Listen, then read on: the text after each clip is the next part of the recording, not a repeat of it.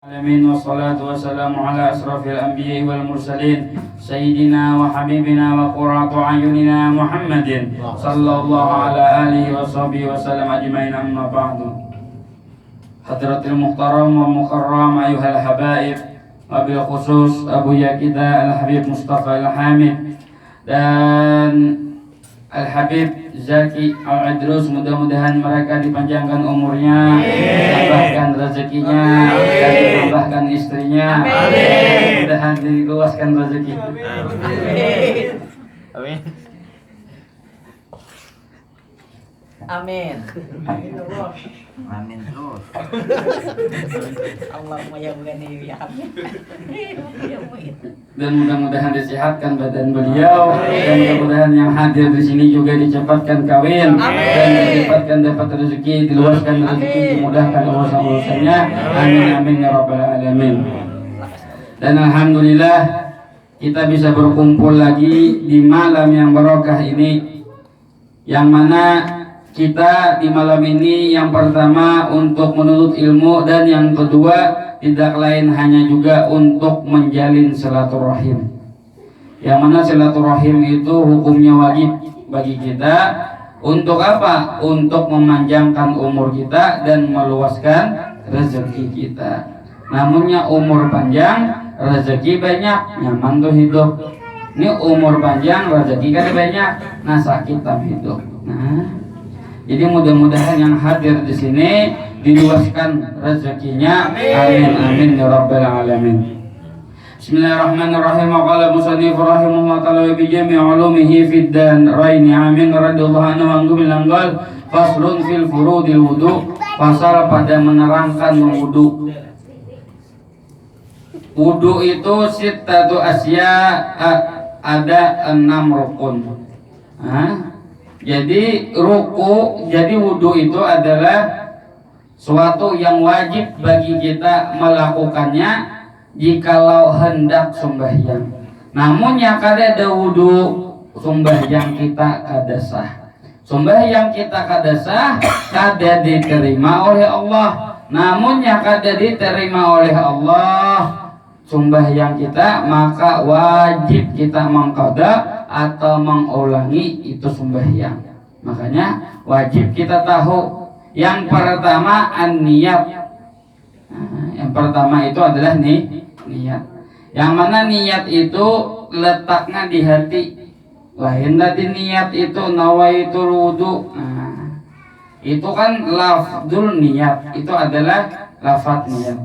Sedangkan niat yang wajib adalah ketika air tersentuh di kulit muka kita. Jadi yang pertama adalah niat. Yang kedua adalah membasuh muka. Membasuh muka.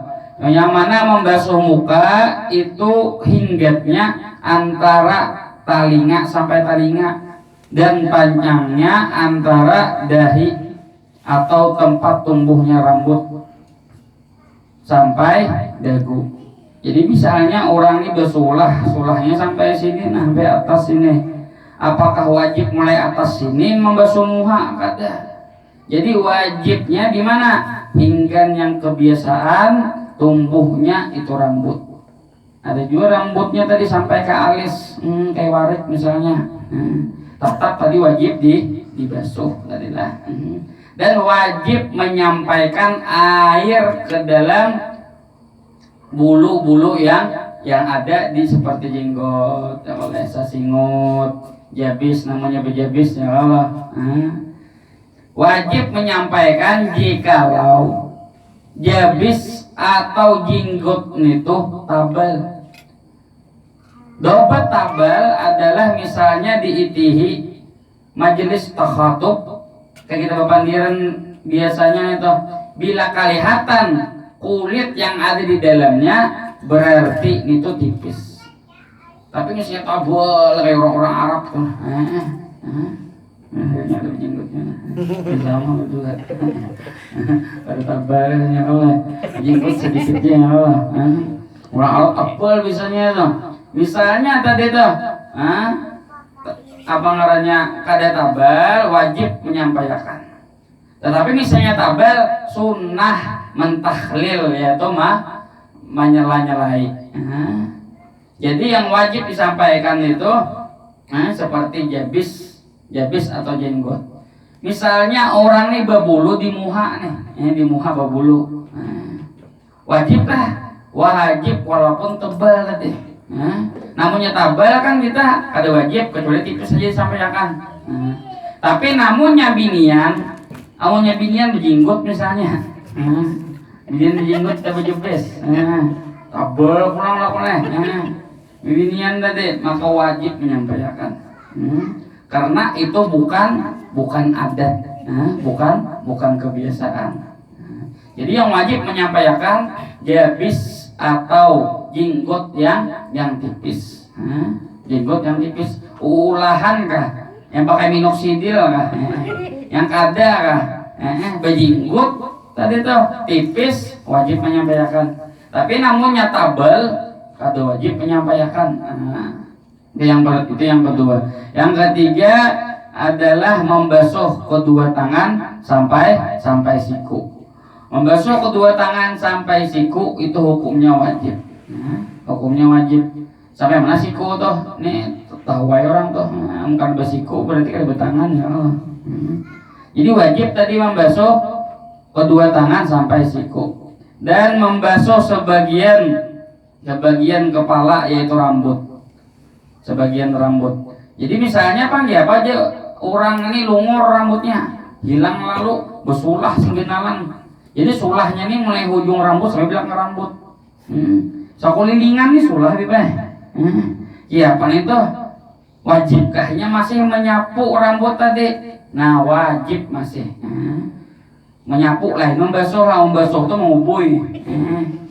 Ini menyapu tuh ambil banyu, curup tangan. Nah, itu hanya menyapu. Amun ambil gayung itu mengubui. Mengubui, makanya kan membasuh muka, membasuh tangan, hanya menyapu rambut. Kenapa ada membasuh?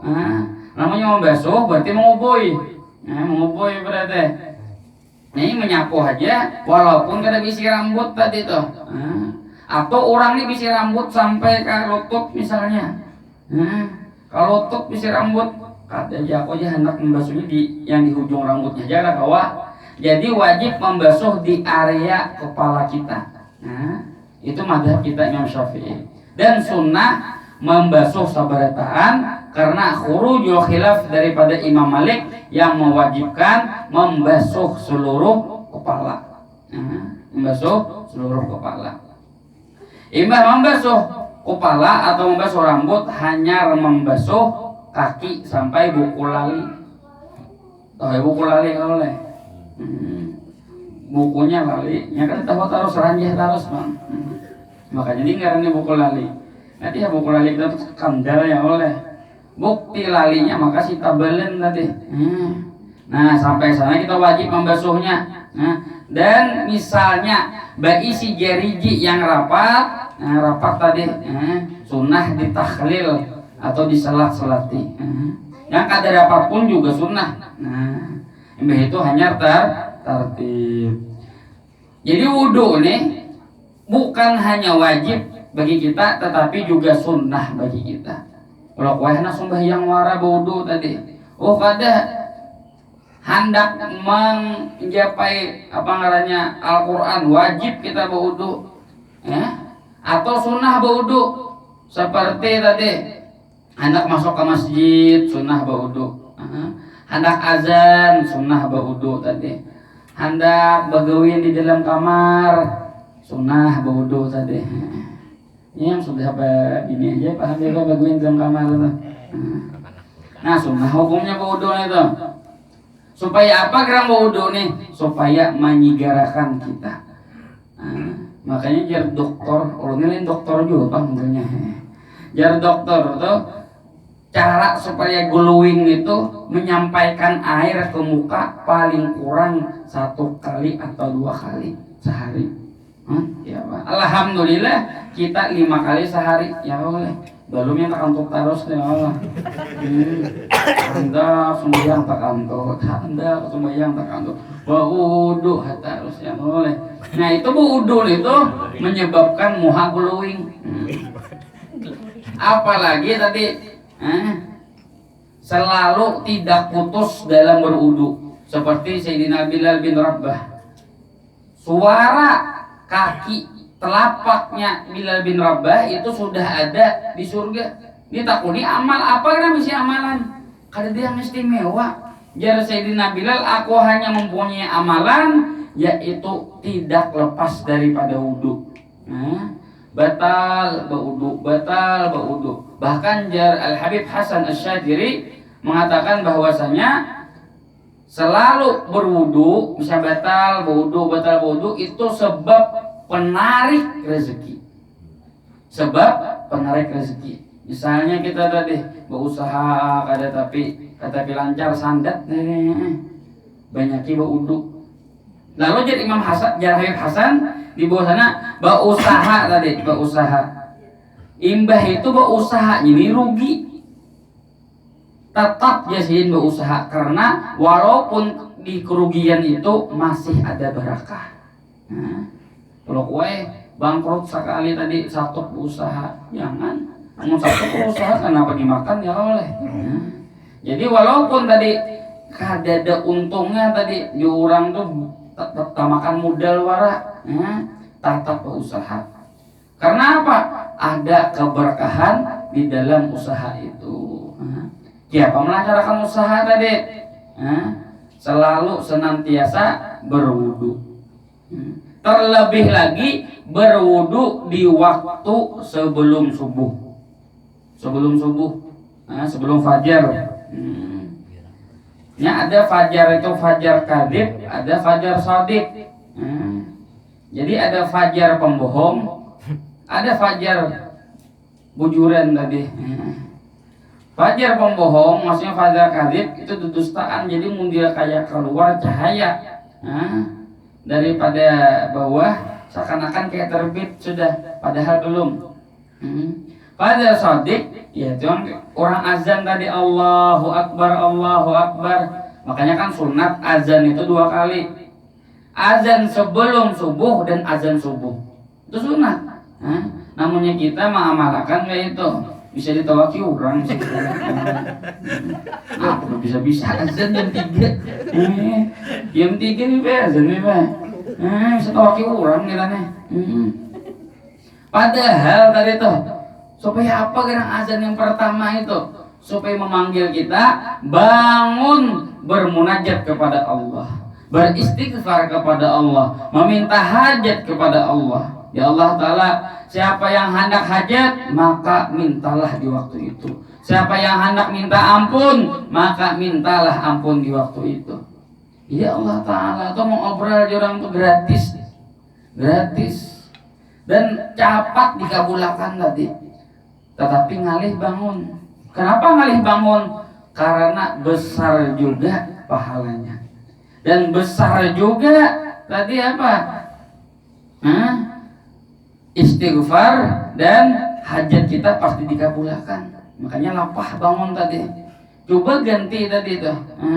Misalnya kada azan kada, azan pertama kan diganti lawan pengumuman. Jar kaum menyalahi mikrofon tadi.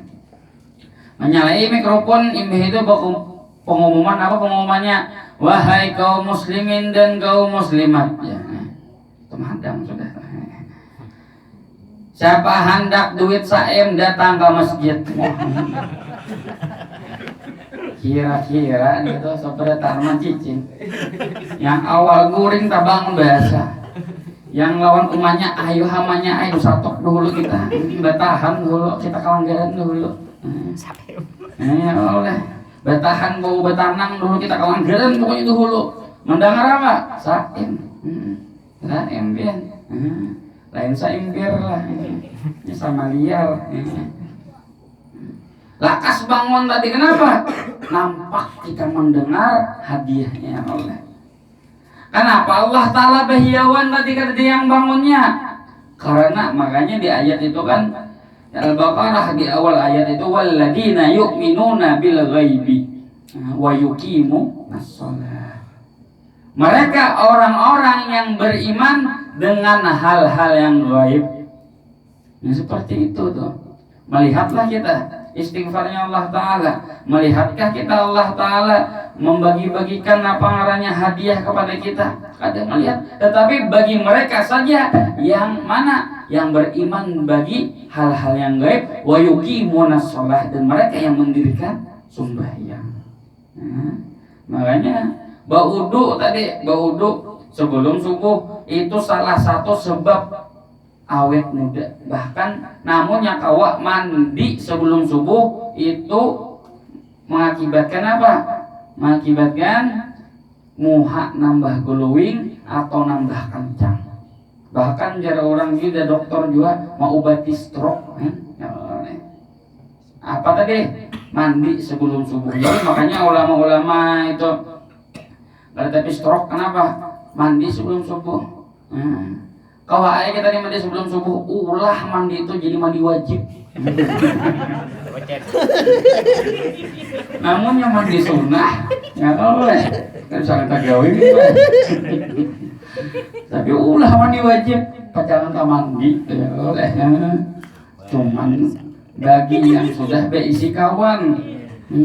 Namun yang kadang ada usah ya boleh. Mau bertanam dulu. Mau bertanam dulu walaupun umat banyak tadi di kandang. Nah, jadi tadi mandi sebelum subuh itu apa? Mewariskan awet muda. Awet muda. Jadi kita misalnya bangun subuh kalau boleh sebelum subuh itu. Kada kawal kita nih beristighfar. Berduduk, basilah, beruduk. Paling kada kita bangun subuh. Sebelum subuh tadi kuncelak mata kita membaca astagfirullah. Padahal anak bakami wara tadi. Jangan bangun 4 bakami wara boleh kelang bahasa. Jangan tadi. Bila kita sudah bangun tadi. Bangun. Barang sekali barang astagfirullah tadi. Atau ditulis di higa tadi, di higa ranjang hajat-hajat ulun. Macam-macam dong mulai sugih. Itu yang pertama biasanya. Tapi bila belum lebih itu yang pertama lebih itu belum. Ini sugih. Boleh. Mudahan hutang terbayar, mudahan macam-macam aja tadi tuh.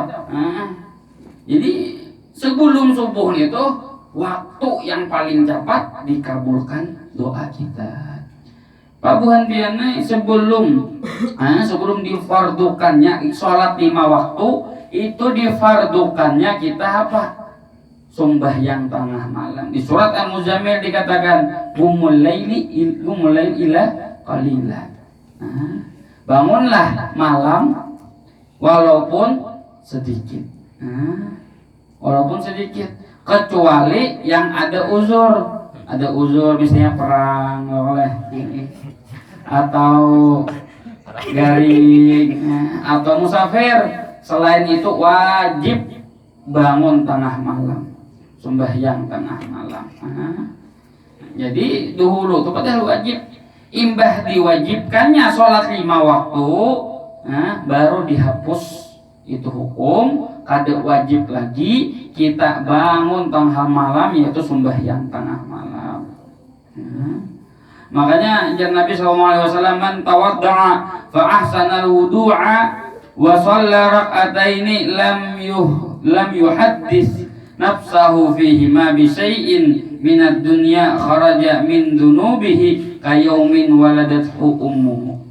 Bersabda Nabi SAW, barang siapa berwudu dan memperbagus wudunya, setelah berwudu dan berdoa terus dia sembahyang 2 rakaat, dan di antara wudu dan sembahyang 2 rakaat tadi dia tidak berbicara tentang dunia, maka Allah Ta'ala akan mengampuni dosanya seperti dia awal dilahirkan. Jadi makanya kan sunnah sembahyang sunatul wudu. Imbah baudu selagi belum kering, sunat kita sembahyang 2 rakaat sunatul wudu.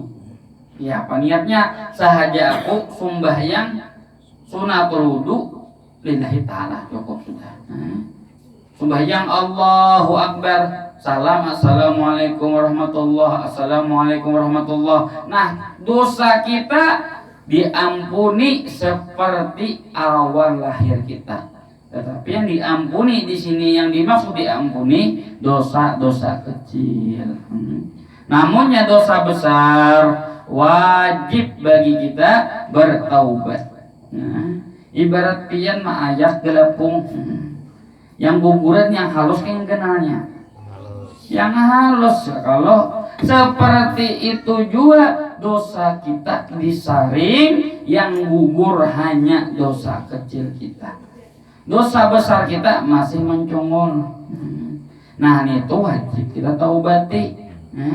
Berduduk berastilah, menangis kepada Allah, menyesal kepada Allah, maka Allah Ta'ala akan mengampuni dosanya.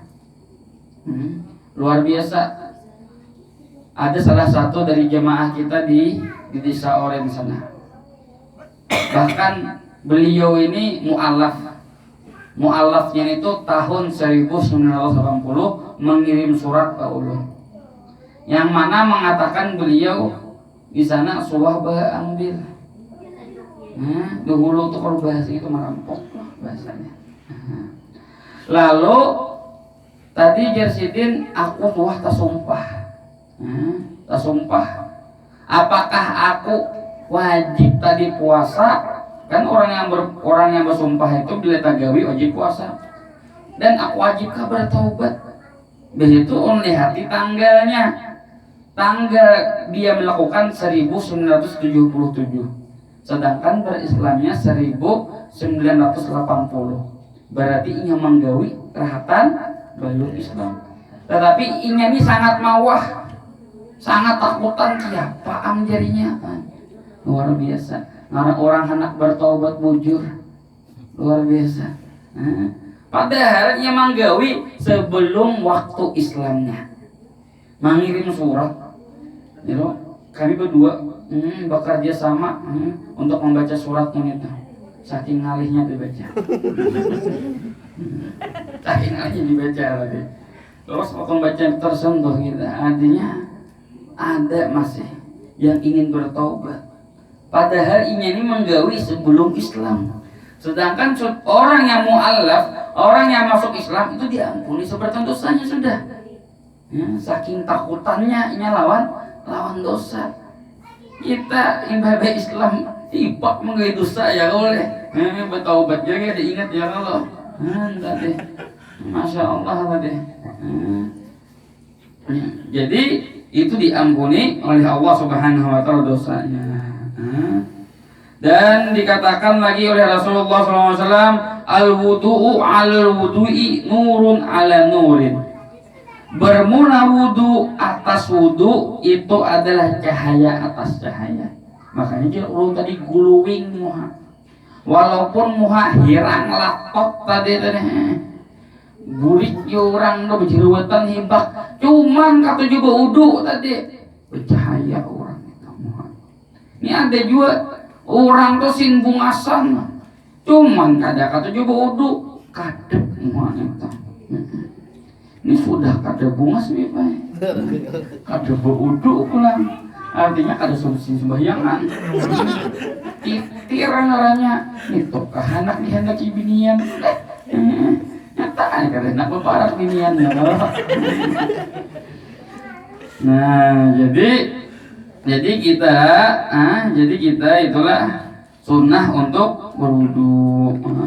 Bahkan wudu itu jadi Nabi SAW wuduku yang seperti diajarkan tadi oleh Nabi SAW itu seperti wudunya Nabi Ibrahim Khalilullah dan nabi-nabi sebelumnya. Bahkan di sini disebutkan man tawadda'a marrataini atahullahu ajrahu marrataini. Jadi bila berwudu tuh 2 kali artinya tajdidul wudu. Ini kan batal kada misalnya sembahyang maghrib nya bacaan hendak sembahyang isya baudu pulang padahal ini kada batal kada tapi dengan niat memperbaharui wudu maka diberikan oleh Allah Ta'ala pahala juga yang berlipat ganda dan setiap satu tetesnya air yang jatuh dosa kita diampuni dan malaikat memintakan ampun kepada kita. Tapi jangan juga dibuang banyu menangar kayak itu tadi. Wah ya, ngarang ya itu banyak ya aja aku butuh tadi ya supaya malaikat lapah ya memintakan ampun aku ya. Jangan tadi. Jar Nabi SAW baudu lebih dari 3, nah makruh hukumnya. Bahkan zalim hukumnya kita. Bila baudu lebih dari 3 itu membanyu seorang. Namun yang banyu masjid bertulisan ini wakaf dari masjid atau ini air wakaf. Baudu lebih dari 3 haram hukumnya kita. Haram hukumnya kita. Kurang dari 3 makruh hukumnya. Jadi mampas tadi tidak boleh. Mampas tadi. Makanya walaupun tadi kita berudu di laut, datang misalnya ke Tangkisong atau Kabatakan atau ini sambar galap, sambar kadap, berudu di sana pian 4 kali tadi tetap makruh. Kenapa? Bukan masalah membuang-buang, tetapi berlebihan di dalam pergerakan. Ya kan taslihat saja yang sunnah. 3 aja yang sunnah kita melebihi harapan apa kita ya Allah. Makanya kita ketika berwudu pas-pasakan air itu. Pasakan air itu sakira apa? Sakira tadi kada tabu buang dan kada mubazir. Karena orang yang mubazir adalah saudara syaitan. Kada dah kontrol bedang sana kong syaitan oleh. Bedang sana kong iblis kira-kira kada kontrol oleh. Nah,